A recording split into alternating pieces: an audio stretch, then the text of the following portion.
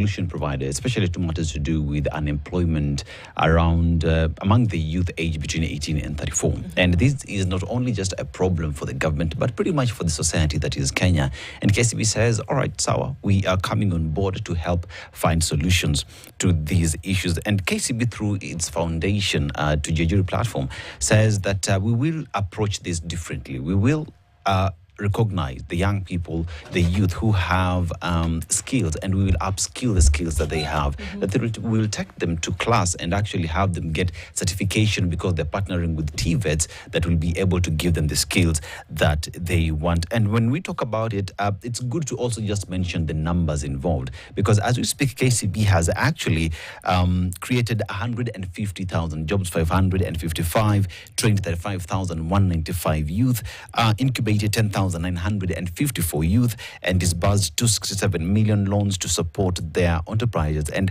has issued 2,225 startup toolkits. And when you talk about toolkits, it's about equipping them, giving them the tools of trade that they need, so that after going to class, getting the skills, getting the certification, we give you the tools of trade to go start. And after that, it has trained 6,535 businesses on financial planning. So KCB is focused on ensuring that it makes these young people be entrepreneurs, and that their businesses do even move forward. And a little bit later, I'll be telling you how they actually get paired with mentors who make sure that their businesses continue to do well. But all that information, kcbgroup.com/foundation. It's amazing stuff, and really being able to connect folks with a talent and skill that then can be enhanced to opportunities then that are in the job market. So speaking about stuff that you're looking for, reminding you that the first ever of its kind is the Study Abroad annual conference that is being organized by Cradle in Nairobi and in Eldoret. When, where? Well, I'll give you the details. On the 18th of January at the Gallant Mall in Parklands, this conference takes place, and on the 27th of January at the Eka Hotel in Eldoret, this conference takes place as well. So what will you find here? In the first ever of its kind, there will be technical, the display of all the tech skills to be able to connect you with over 600 universities in 45 unique destinations where you can actually pursue your university education. There will be folks on board who will be able to walk you through what you need to do to be able to secure your student visa. There will be folks who will be talking about scholarships and accommodation and your career choices through which you will apply your education. All of this happening in one room at the same time. There'll also be the highlight, which is the battle of the university destinations, or rather of the study destinations, and you can use this highlight to make your choice. We need you to get invited, because it's by invite only. How do you do that? You register on www.cradel.com. That's CRAYDEL.com, or you can call 0799 000 444. That's 0799 000 444. This is one you do not want to miss, because we're getting into a time where people are saying, okay, where do I go? How do I do it? How do I go about it? Who do I speak to? All of those answers will be in one room at one time, and all you need to do is register. Abi? Okay, so get onto that. It's www.cradel.com, and that number again for you is 0799 000 444. Okay, so getting into this hour, we'll be having a conversation about mentorship and leadership and what exactly it means, and how folks are using a unique way to be able to spread that message around the country and indeed around the world. Our guests will be with us in a short while, I reckon, but a number of things for us to be able to highlight as we go into this hour. There have been a number of things happening in the country, and I know that that is what has grabbed people's attention. But just also for you to know that, cabinet vetting is on. That vetting, CSs, PSs, all of that is on. And it's just interesting to me how we see that folks are putting their best foot forward to be able to tell you that they are the right person for the job. And just the fact that when we look at the importance of somebody actually taking a position and doing that the best they can do with it, it's not about themselves. Right now, it is making sure that you who sits in a managerial position can actually fulfill. But at the end of the day, is it how you've portrayed yourself that matters, or what you will then essentially be able to do for the country in this position that actually matters? I usually say, or rather look at it in terms of what are you best suited to do with the jobs that you're being offered? And I look at it in this perspective, because even yesterday I was asking the questions here in terms of, say, interior sports, the questions I was asking the senator yesterday.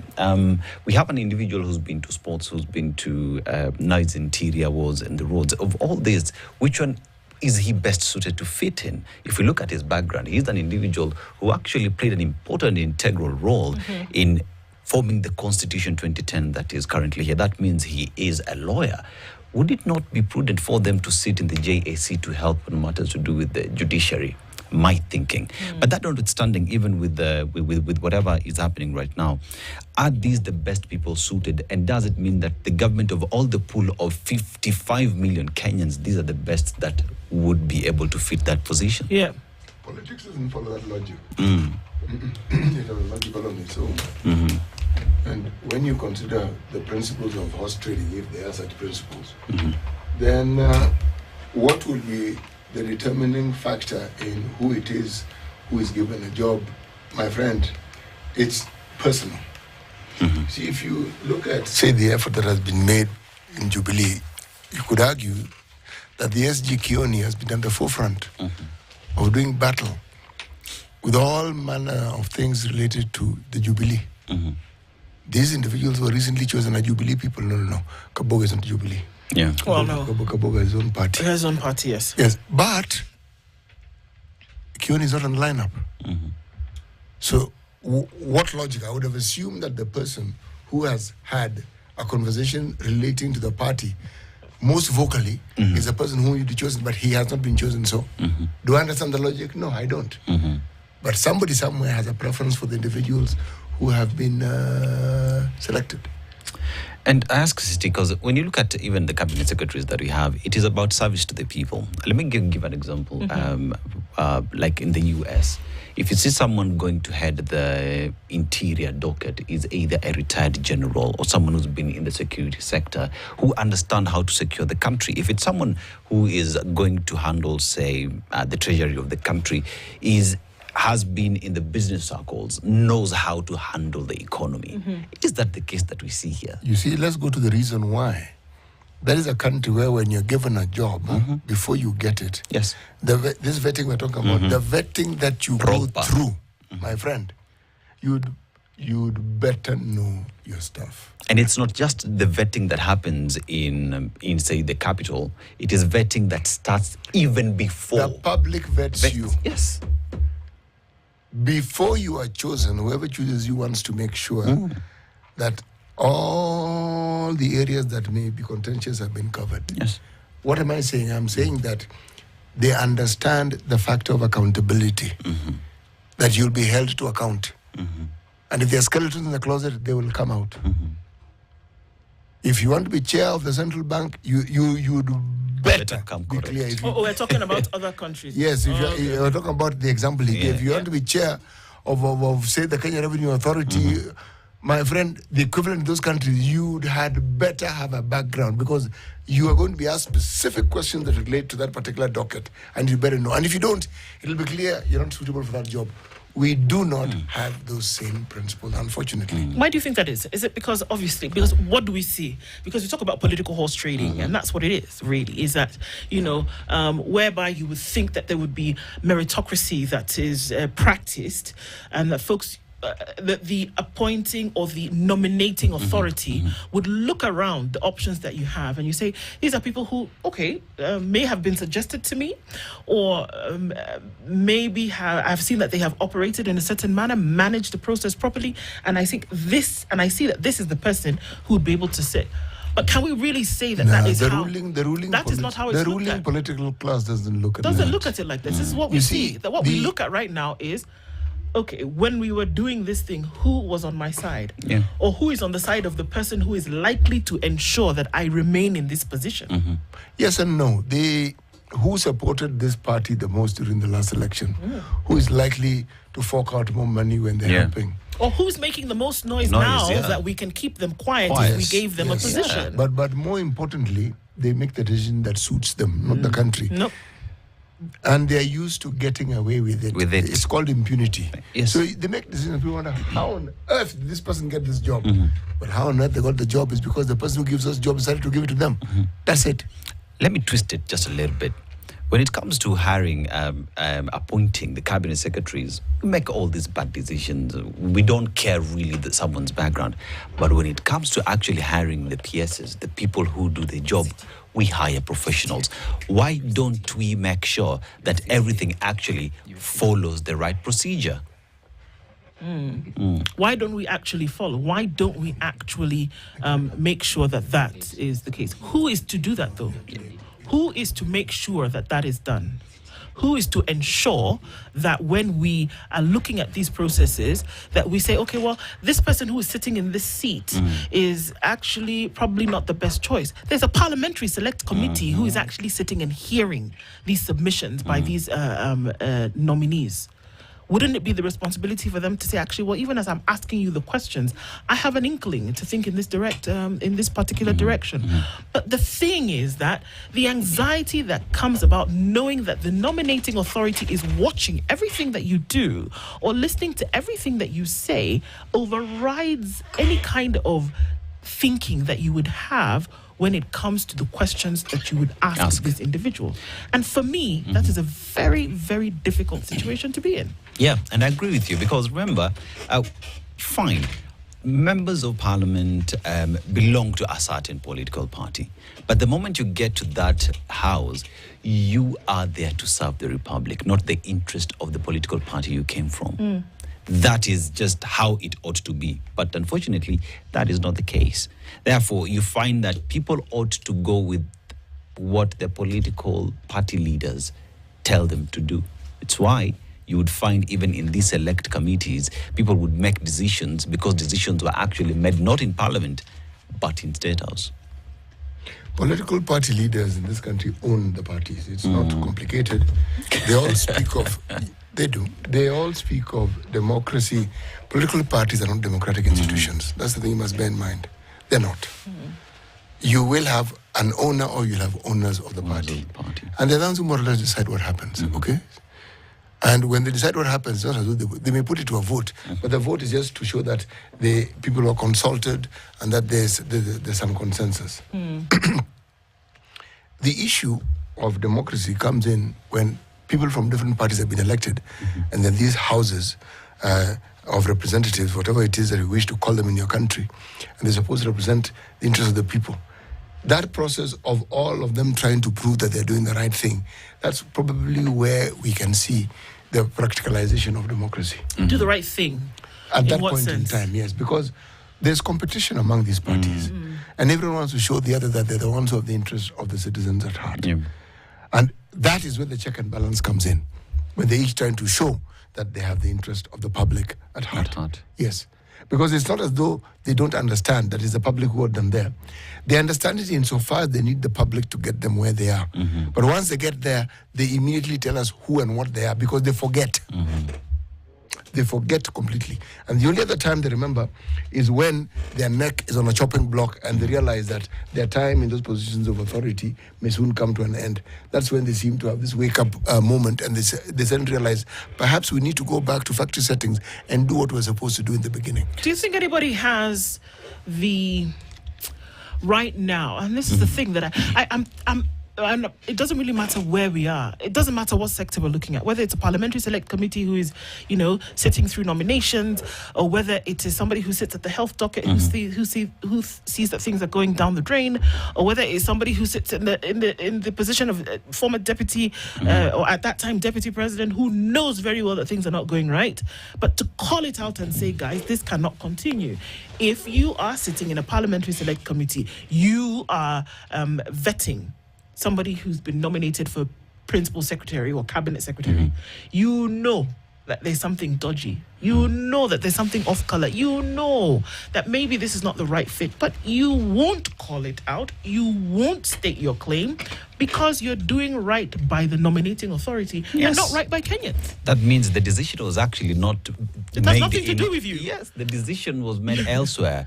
You know, You're just yours rubber is there to stamping. just exactly. But, rubber but, stamp the, what but has the been decided. insidious thing about that is that you side with whoever it is who's calling the shots, even when you know it is wrong, because you yourself understand that a time may come when you'll be involved in something that cannot stand the glare of light. So you need the favor returned. Yes, exactly. So that is the second level of horse trading that goes on. Because you know that at some point you may have somebody whom you want to be given a job and who woefully doesn't qualify. And you'll want someone to look the other way. Okay? That's the horse trading. Now, the moment you have that at the core of how it is we determine who leads what, then what will be sacrificed at the altar is the very service that all these people claim that they wish to provide for the citizenry, because it will not be provided. Yeah, and it's a question of, it is actually a subject of convenience that you keep saying on this show. It is when you are looking for that vote, you will promise the people how you will do right by them, because at that point it is convenient for you to use that line. But the moment you get in there, it is again convenient for you to side with the appointing authority, not with the people who put you there. You see, the people who put you there have done their bit. They are now in the past. The present is this individual. It's calling the shots. Yes, that's the person. But you see, in our country, there is this slant we have towards blaming the person who is in power and saying they did this and they did the other. And the implication is that those who claim it is done to them have no say and they don't have any choice, and yet they do. Is there an understanding, or is it a complete ignorance, or just the lack of desire to realize that those that you actually should be subservient to are the people? The processes which will ensure that livelihoods are safeguarded, the processes which will ensure that security is guaranteed, the processes which will ensure that certain things happen in the manner in which they ought to happen. It's not about the person who's it's not about the person who's given you the job. It should be about the person who's given you the job. The job, yeah. You see what I'm saying? Yeah. Yes, it is. But there is once it is you succumb to a certain moral slant, it then infects everything that you do thereafter. Because you've already compromised on something that you yourself understand to be the truth, you're going to continue compromising. It then becomes your new way of doing things. And one doesn't quite see what one sets in motion when one compromises on something they know to be honest, to be true, and to be correct. They don't see it. But the moment you compromise on it, that one time, it'll be easier the second time and the third time. And the level of compromise will just get deeper and deeper and worse. Yes. Yes. That means it is always, because when you get there, it is service to the people. But once they get there, it is service to us and what the big man says. Because I'm looking at a situation where a road is supposed to pass here, but you decide it will pass in front of my gate because I need to be comfortable while going to my house. Irregardless of whether that road is serving the people or not, it is never service to Sitindu or Aseto. It is service to me. That story, unfortunately, is a very common story that is told about this particular continent. Okay? But we didn't start that story. We are not the people who invented that story. Because from a purely cultural perspective, our societies were always consultative. And that process of consultation is what actually led to the check and balance that you defined. Yes.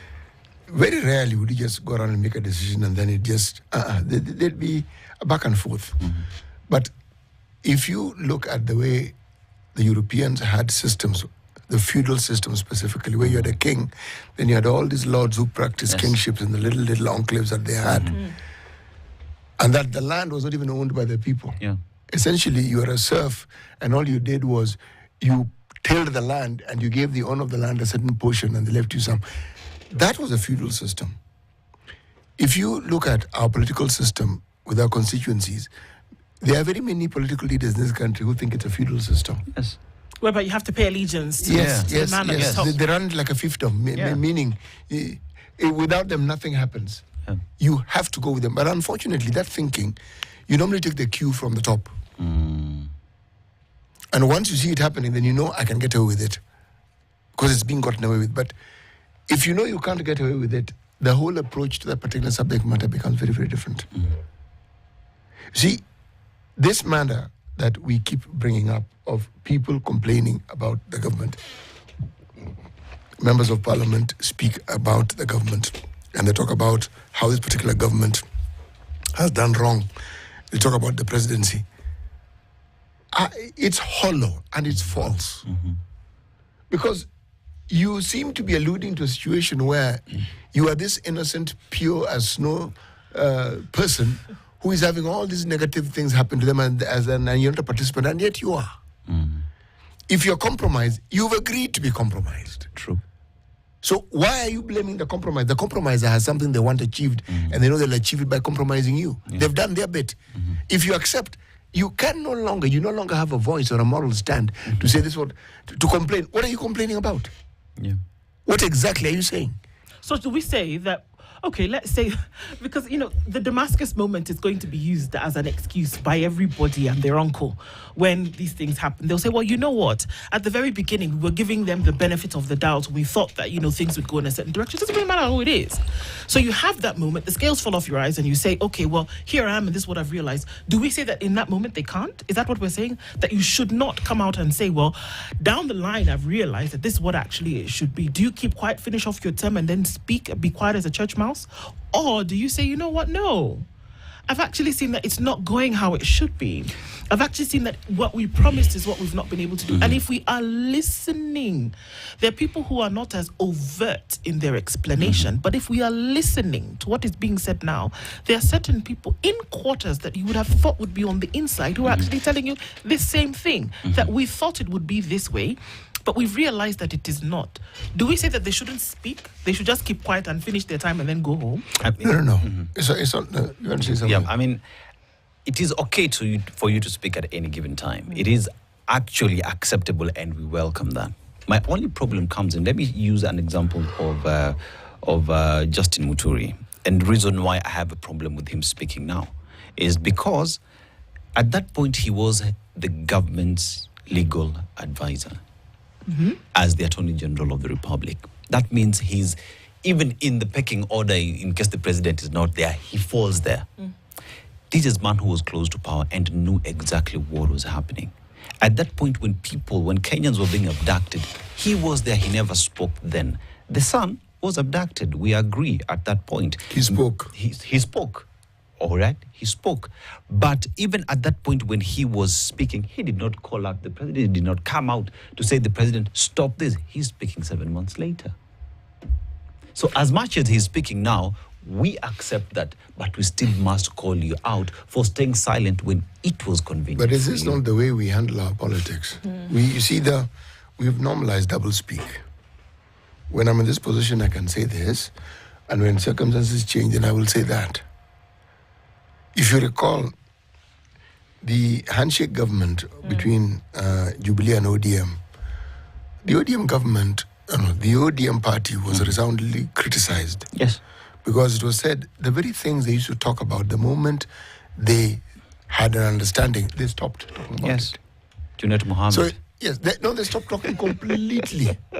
Completely.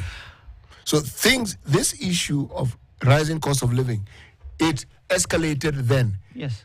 Not as quick came from them. Yeah. Now these are people who had always positioned themselves as the champions for the people.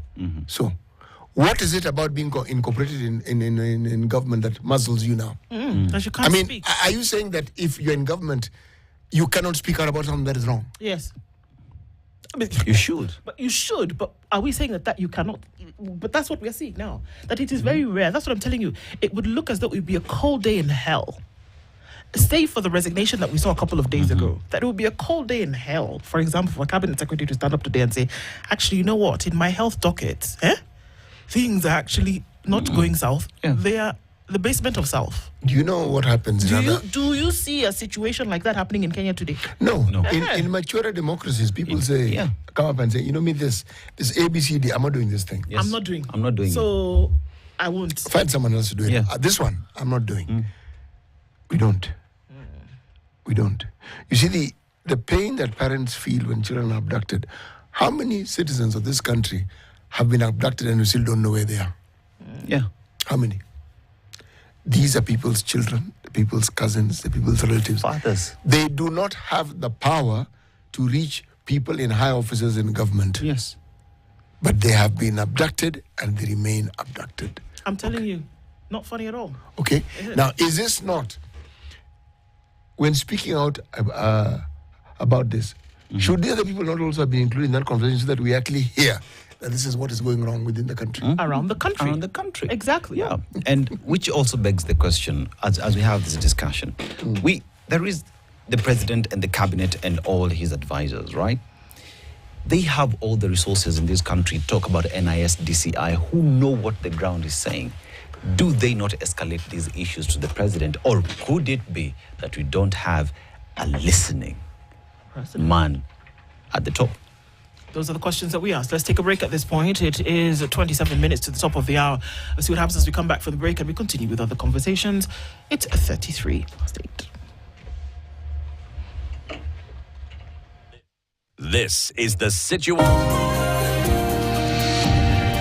When I have back pain, I reach for 2 tablets of Panadol Extra. It's boosted by caffeine for fast relief of strong pain, like headache, toothache, and muscle pain. And I am finally released from pain and ready to be there for those who need me. Try Panadol Extra for fast and effective relief from strong pain.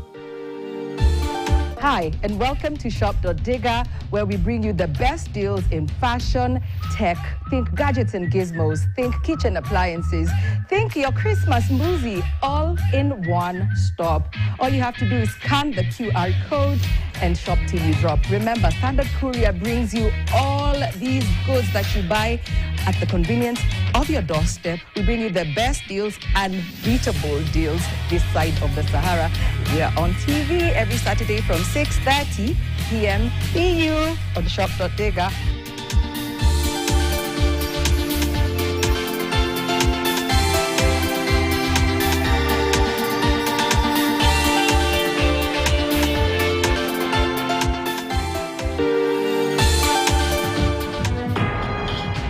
I just want to know what really happened to Mommy, as well as clearing all of their names.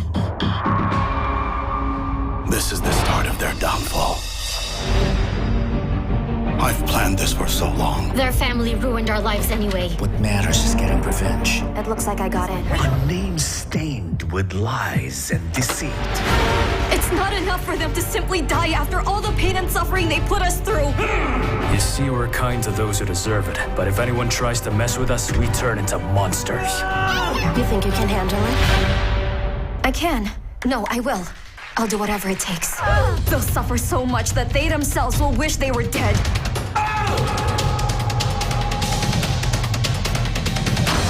Dirty linen.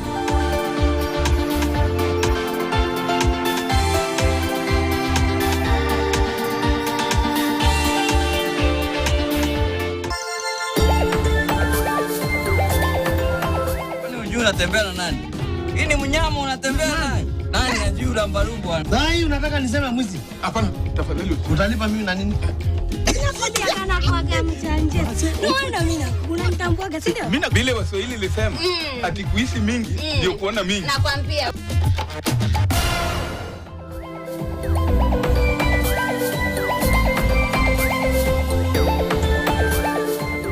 Anna, this morning, and our guests are here.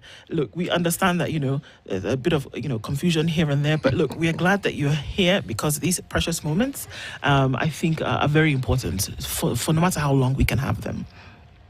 Our guest this hour, the Reverend Nick Korir, who is the founder and chairperson of the Private Bikers Association of Kenya. Two words there that we wouldn't think we would put together in the same sentence, but I'll tell you what those are in just a little bit. Reverend Nick Korir, good morning. Good morning. Karibu sana. Asante. Also, Havana, she goes by one name. People go with one name like Ndu. Havana, like Beyonce or Cher. Havana. And she's a humanitarian aid worker and an adventure seeker. And they're both here this morning. And we're talking about motorcycling as a platform for leadership and mentorship. Havana, welcome to you. Thank you so much. Good morning to you and the team. Good morning. And thank you so much for being here, both of you. And we're glad that we can, even for the time that we have. So in true Situation Room style, we want to welcome you to the hot seats with today's proverb. And you let us know what Titi will tell us what it is because, he goes around the country. I don't know that he bikes, but, he finds a way to get to a different African country every week. And he comes back with the proverb every day for us for a week from one country. And we're in Uganda this week. So listen to the proverb. Tell us what you think about it and how you would relate to it. Is that all right? Okay. Uganda, otherwise known as the Republic of Uganda. An elephant which kills a rat is not a hero. On the other hand, a rat that kills an elephant would be considered a hero. But that would be news. Yeah, but that isn't the proverb. The proverb is, an elephant which kills a rat is not a hero. That's profound. Is it? It is. Yeah, like basically just fight your own battles and don't find anybody who's less or who's under you because either way you're the one who's going to lose. Wow. So choose your battles well. So there's no competition. There's no competition. Yeah, there's nothing to be proud of. Sorry. You haven't achieved anything, really. Yes, nothing. By beating the guy who's smaller than you. Another man could step on a rat and wouldn't even know they've stepped on a rat. Yeah. And a rat that even tickles an elephant is a hero. Do something that's going to shake us. Yeah. If you do something that will shake us, then we can say, okay, yeah. That's the guy who's punching above his weight, Yeah. Okay, that's interesting. Okay, so let's start off with you, Reverend Korir, Reverend Nick Korir, and then we hear Chairman of the Bikers Association. Okay, connect the two for us and say, so how are we? You're using this platform, obviously. We're talking through mentorship and leadership. So just, open this up for us and tell us where we are and what are we using and how are we using this platform to achieve the other. So, Reverend is because I lead a church, yes, Nairobi Chapel, yes, on Gong Road. So that's primarily what I do. I've been a pastor for 25 years, and most of those years I've actually been a youth pastor. Yes. So I have two passions. My greatest passion is the youth of Africa, and my heart and my life is all about raising the next generation towards God's purposes for their life. My other passion is adventure motorcycling. And for the longest time, I was asking, why? What's the relationship between these two? Yeah. And now I found a relationship. I use adventure motorcycling to be able to mentor and to lead and to invest in the next generation. And how I do it is, again, one of the greatest tools is education. So as a church, we run an educational, scholarship fund. And I use adventure motorcycling to raise funds so that I can be able to support young people through education. And as they go through their education, part of the undergirding part of the education scholarship system that we have is mentorship. So we mentor them as we provide education. So it's kind of education gives us an opportunity to mentor the next generation. Yeah, so that's the relationship. That's the relationship. Yeah. Okay, so then let's hear from Havana, even as we then now go into the who's and the hows. Havana, so how do you, an adventure seeker, a humanitarian aid worker, like you speak of, but how then you entering onto this platform and how have you been able to work through that? Okay, well, as mentioned, I'm a humanitarian aid worker, so I've lived and worked in refugee camps across Africa, and I've worked closely with children, especially in the educational sector, to ensuring they have the right to resettlement and opportunities to resettle to other countries such as US and Canada, and they get to start a new life, and education is like the foundation of that. So they're able to go to a new country and start a new life, get education, and they're able to have better lives. So the moment I heard about this ride, it takes one crazy to know another crazy. So I found my team, and I was like, this is something I would like to do, because I'm still a humanitarian aid worker, but just in a different aspect, raising money to educate children. Okay. Yeah. Okay, so we're going somewhere. We are. Okay. And yes, we are. As you go along, please don't forget. One crazy found another crazy. I get it. One crazy found another crazy. Yep. Okay. Yeah. I hope we get company here. Well, let's see. You never know where we could get to by the end of this. So we're going somewhere and we're riding bikes. Yeah. Yes. Okay. Go, Reverend Korea. So Havana and I are part of a team of 7 motorcycle riders, all Kenyan motorcycle riders that are riding around the continent of Africa. We are circumnavigating the continent of Africa. It's never been done before by African motorcycle riders. And so we started about 3 weeks ago. And the aim is to get to the 4 extreme points of the continent of Africa using the shoreline. So we took a trip up towards Ethiopia, desiring to go into Djibouti, into Somaliland, all the way to the easternmost tip of Africa. It's called the Khartoum Point. So we wanted to go to the very extreme. Unfortunately, we were not able to get there. There were some military operations within Somalia that prevented us, and Djibouti prevented us from entering because of some technicalities. So we decided, no, let's abandon that part. Let's do the rest of Africa. Hopefully, we'll be able to get to the easternmost tip at the end of the ride. So we have 4 legs. That was the first leg. The easternmost tip. The southernmost tip is where we're starting off this Saturday to make it to Cape Agulhas, the southernmost tip of Africa. And then we will go to the westernmost tip towards Central Africa, West Africa, all the way to Senegal, Cape Almadi in Senegal, and then continue the trip to the 4th leg to make it to Tunis, which is called the Algiran Point. It's the northern tip of Africa. So that's why the Around Africa. So we'll be on the road with Havana and the team for the next 4.5 months. Hopefully get back in May from the trip around Africa on motorcycle.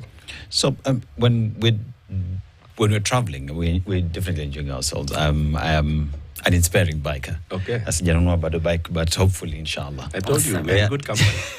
I told you, never know what happens by the end of it. Yeah, but as we're traveling, the underlying goal is to raise funds for education. So how, while we are riding and enjoying ourselves, how do we then also get to collect? How do you get to achieve that goal of collecting these funds for education? Yeah. So it's not something we're starting, actually.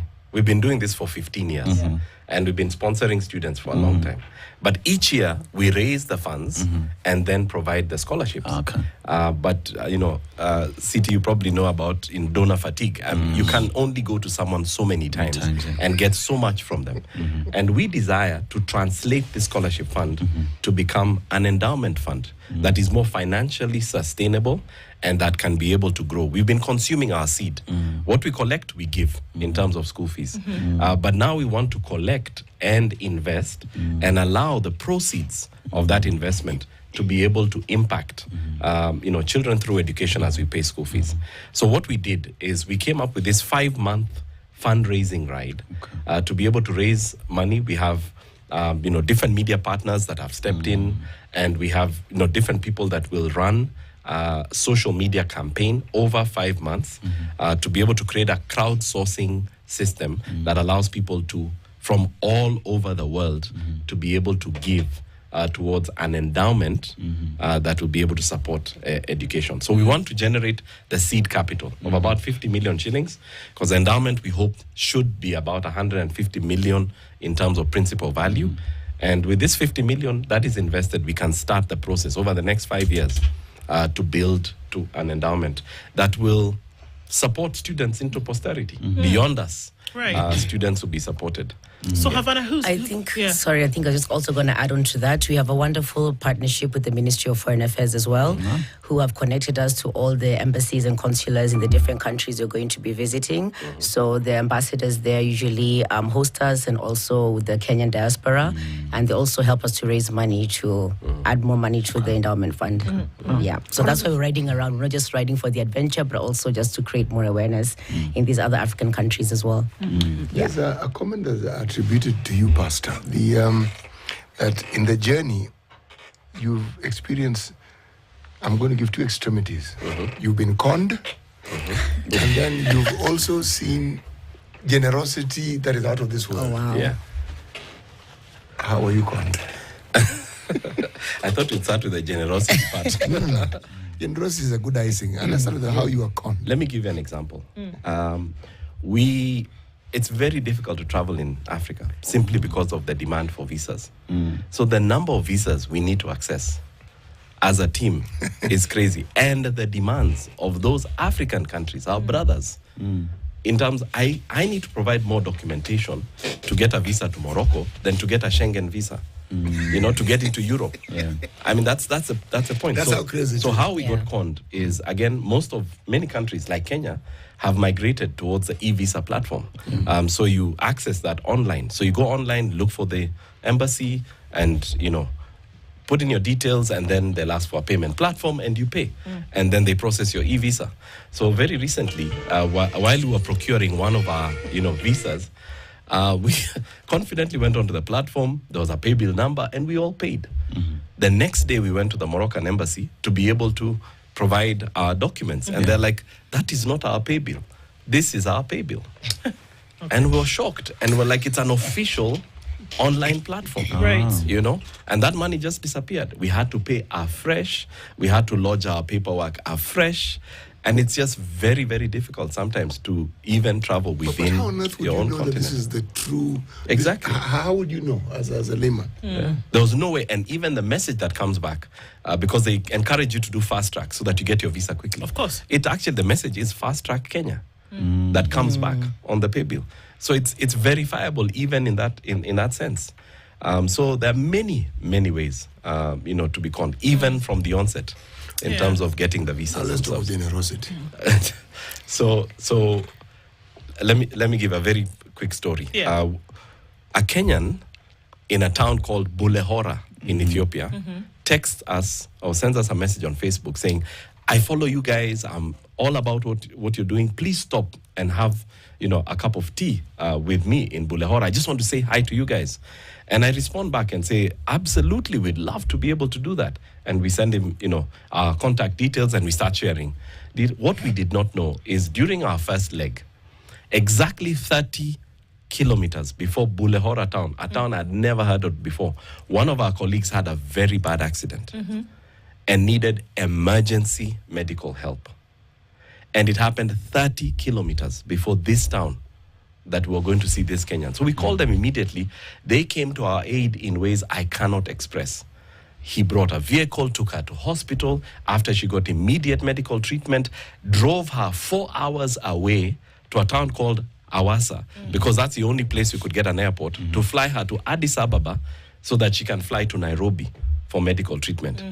He took the trouble, Bernard, from Bulehora, took the trouble to drive all the way, dropped her at the airport, came back, did all the paperwork that was needed to secure her motorcycle, put her motorcycle on a pickup that belongs to his friend called Bonaya, drove 4.5 hours to Moyale to bring the motorcycle back into Kenya, all at his cost.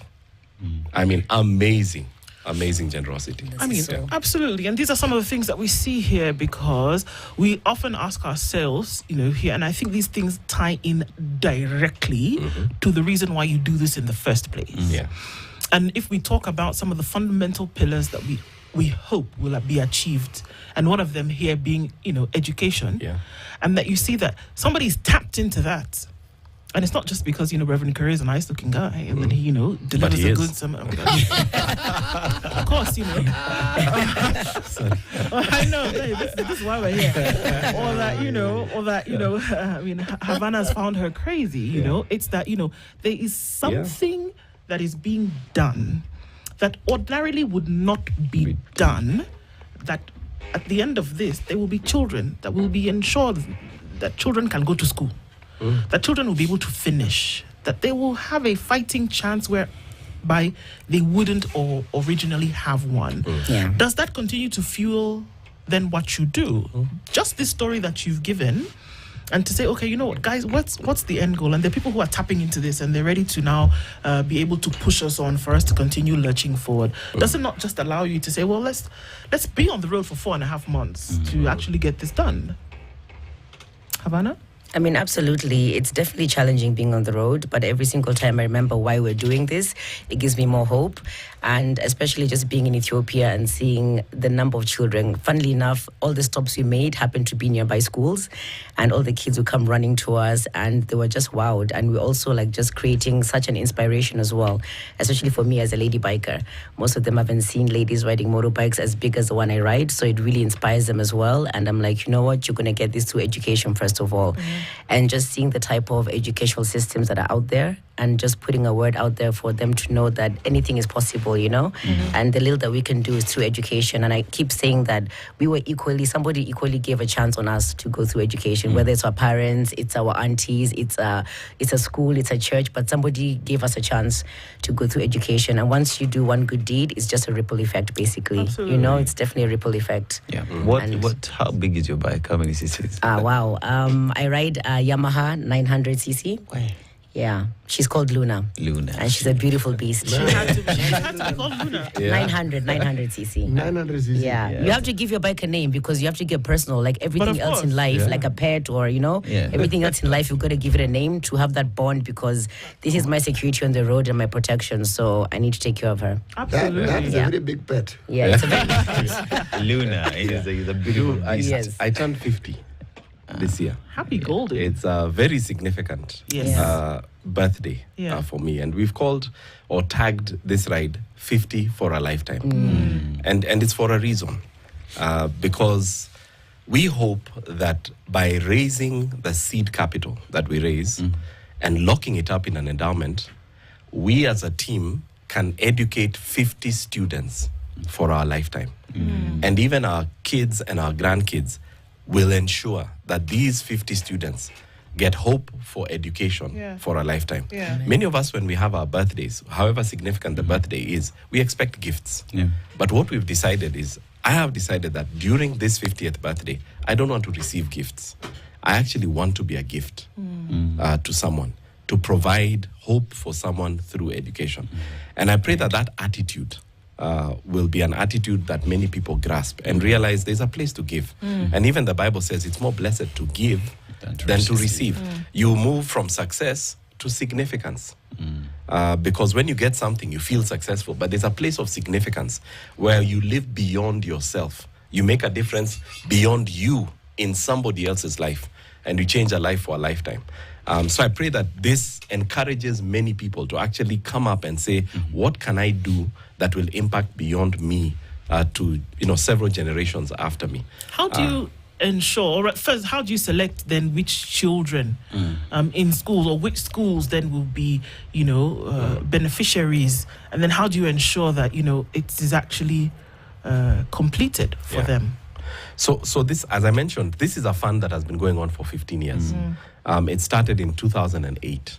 And what we did, because it's based out of Nairobi Chapel, the church that I lead, we drew a 5-kilometer radius around us. And there are 5 public schools within the 5-kilometer radius around us. Yes. And we have made a commitment that as a church, faith without actions is dead.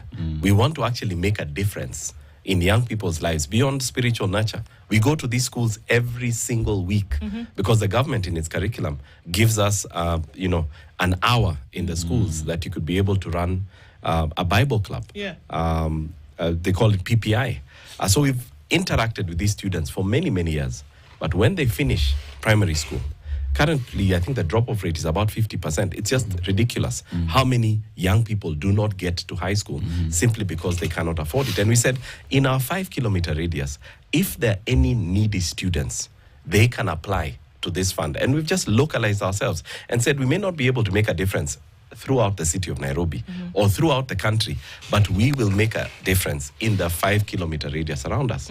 And over 1,000 students within 5-kilometer radius of Nairobi Chapel have been fully sponsored by the Logo Scholarship Fund. So they apply, they get vetted. There's a team that actually vets them. We visit their homes to ascertain that they're actually needy, that they're the neediest cases in the school. Yeah. They come on board in the fund. And again, throughout the 4 years, they're part of this mentorship program. They come 3 times a year. They have a camp at the end of the year. Each of them has a mentor that walks with them throughout the 4 years. And it's beyond a check. It's actually a relationship that we build with them. So this is kind of how the scholarship, runs. I mean, One would look at education the way it is a fundamental right for children of this country to access education. And we know the challenges that does exist within the education sector, and looking at how you're coming in to offer solutions. One would beg to look at you as the marking scheme, perhaps, that the government needs to look into so that our funding models get to work. So in terms of you working with the government to ensure that you pull your weight, the government pulls its weight so that all our children get to move forward, at those conversations you have maybe with the authorities? Yeah, they participate. They participate. They have representation within the scholarship team itself. We work with the school and the education officers in the location to be able, again, to identify the social workers within the government that sometimes bring cases to us that need help, that need assistance. We try as much as possible to be able to work with them as key partners within the process itself. Yeah, but ours is to play our role. Too many times we point fingers at the government and what it's not doing. As a church, we've decided, let's do what we can to be able to support, be part of the solution and not be part of the problem. Not just identify the problem, but to actually provide a solution in a small way. Beyond children then, going to school and ensuring that their future is secure, what do you hope this will do? What kind of ripple effect do you see that this would have on society, reverberating through even into the future? More people getting onto something like this, people coming up with their own initiatives. What would we see? You see, Havana mentioned something, how people are surprised when we stop and they see a lady riding a big bike like that. The profile of the adventure motorcyclist in Africa is changing because of what we're doing. People get surprised when we get into a town and we remove our helmets and we're African. We are African adventure motorcycles riders in our own continent. In fact, that's where all our problems came when we got into Ethiopia. We became an object of suspicion. What are you guys doing here? You are not the profile of an adventure motorcyclist. You must be suspects. You are here as, agents or something like that. And I pray that people get to appreciate the beauty of this continent and make a choice to not go to Dubai, but to go to Dalol in Ethiopia and find out the beauty that is in Africa. To make a choice not to go to the exotic locations, but to go to the indigenous, beautiful sites that we have within our continent. And that's what we hope to bring out, to demystify what adventure motorcycling is and to allow more people to get the strength to do this. This is the second time I'm doing a trip like this. The first time was in 2013. We had never had an adventure motorcycling team riding from Kenya to Cape Town and back. But since we did that trip, I can't tell you how many people, probably 60 or 70 motorcycle riders have done it because they know it is possible. It is possible. So just charting new territories for people where adventure is concerned. I mean, I wish we could talk about this for much longer, but, time just doesn't allow us to do that right now. But, first of all, I just want to say I think it's a fantastic thing. And I think that even as you go off, in the next a few days or so, that, you'll be safe and that, that what you do as a result of this definitely will be seen and established. Reverend Nick Courier is the founder and chairperson of the Private Bikers Association of Kenya, and Havana is a humanitarian aid worker as well as an adventure seeker. Thank you for being here this morning. Thank you for having us. It's great to have you and great things that are being done here. Good morning. It's 9 a.m.